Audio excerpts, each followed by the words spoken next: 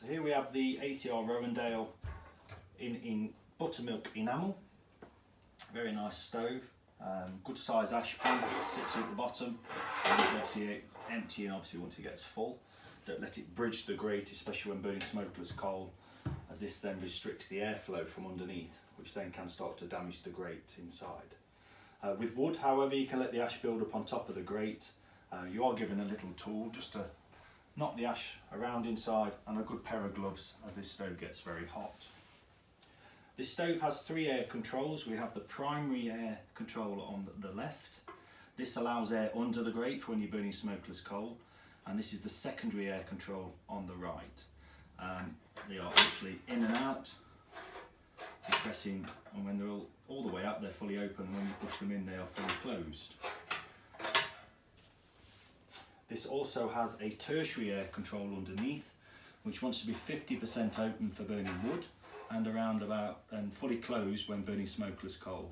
So you want setting around 50% open when we're burning a bit of wood. We'll just see about getting the fire going. So both controls fully open. We've got a flamer fire lighter in there, a bit of kindling, the light really nicely.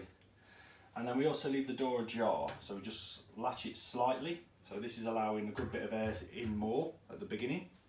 This is mainly to make sure we don't get any air, moisture trapped in the stove, making sure there's plenty of airflow to warm the flue. Once the flue's nice and warm and it's sucking all the air out of the stove, it's then obviously removing any moisture which can form on the glass as condensation. And just let the stove pick up and get going.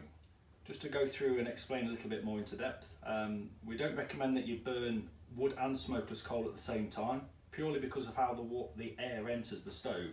So the one on the left here is what we call the primary air control. This one operates how much air enters underneath for when you're burning smokeless coal. And the one on the right is the secondary air control, which allows air from above. And also the tertiary air allows air from above. So wood likes air from above, however smokeless coal likes air from underneath the grate. This is why you've got to make sure the ash doesn't build up, so you get that good airflow.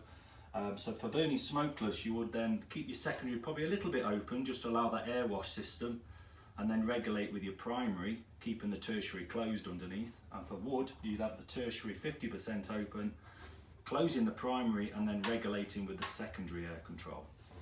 So now we're just going to look at closing the door. The fire's been going for a couple of minutes really, start to build up a fire bed. We would advise really for a couple of small logs to be formed on the top of your kindling, just so it starts establishing a hot charcoal fire base. However, kindling lights really quickly but really dissipates to nothing, so you want a couple of bigger bits of log on the top just to form a hot fire bed at the bottom. Now the door's closed, if you did get any condensation form, crack the door open again, leave it again for a couple of minutes. Never really open your door in full flame, however, because it will push emittance into the room.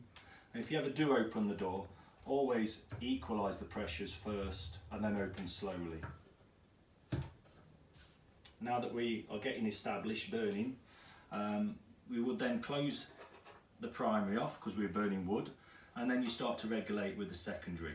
You are looking for a slower burning flame which actually goes a little bit deeper in colour, which is then burning hotter.